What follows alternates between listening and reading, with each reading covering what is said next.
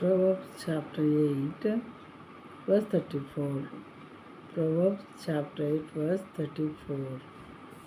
Blessed is the one who listens to me, watching daily at my gates, waiting beside my doors. అనుదినము నా గడప యొద్ద కనిపెట్టుకొని నా ద్వారబంధముల యొద్ద కాచుకొని నా ఉపదేశము వినివారు ధన్యులు. అనుదినము నా వాక్యం వినేవాళ్ళు ధన్యులు, దాన్ని చదువుకునేవాళ్ళు ధన్యులు, దాన్ని మరి దేవుని సేవకుని ద్వారా విని నేర్చుకునేవారు ధన్యులు అని ఇక్కడ అర్థం అన్నమాట.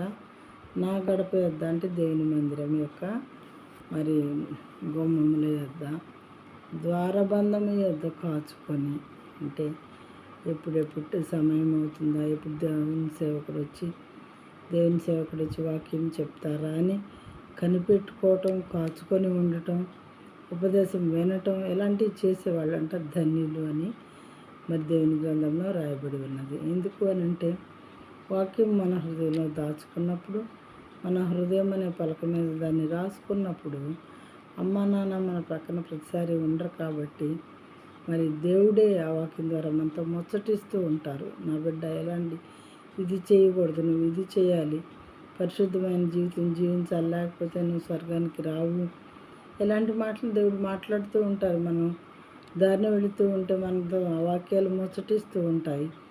అందుకని చెప్పి నా ఉపదేశము వినివారు ధన్యులు అని చెప్పి ఇక్కడ రాయబడి ఉన్నది.